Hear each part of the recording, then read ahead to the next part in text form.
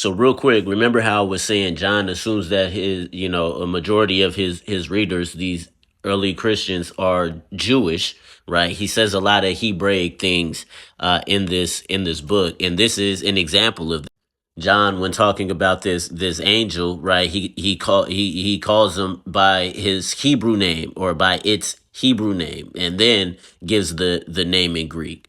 But anyways, just want to point that out. We're gonna see more of that.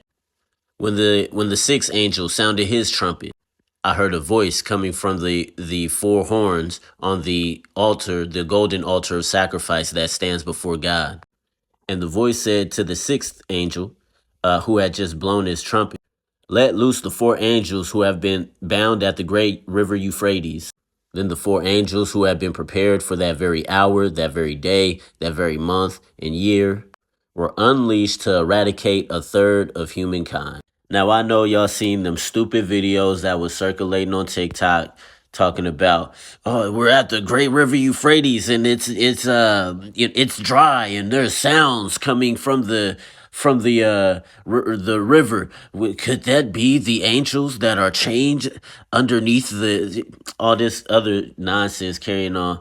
Guys, don't be entertaining that stuff. Do not believe that stuff, yo. That is newspaper exegesis at its finest.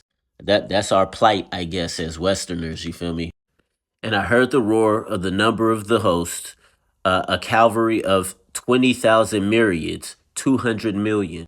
Now, again, I just want to point out this sounds an awful lot like soldier descriptions. And no, it ain't China. This is how I saw those horses and riders in my vision. Notice John just said, this is how I saw them in my vision. The horses had armored breastplates that burned with bloody purple flames of sulfur. Their heads seemed like the heads of lions, and they exhaled fire, smoke, and brimstone. Jeez. These three plagues, the fire, the smoke, and the brimstone that poured out of the horses' mouths, annihilated a third of all mankind. Indeed, each horse's force was in its mouth and in its tail, and their tails were like snakes with heads, and the head of each was bent on mayhem. Yet that which was left of mankind, which was not obliterated by these pernicious scourges, did not turn from their evil deeds.